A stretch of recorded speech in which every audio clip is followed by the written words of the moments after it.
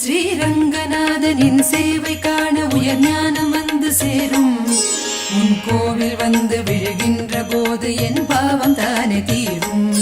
ஸ்ரீரங்கநாதனின் சேவை காண உயர் ஞானம் வந்து சேரும். உன் கோவில் வந்து விழுகின்ற போது என் பாவம் தானே தீரும்.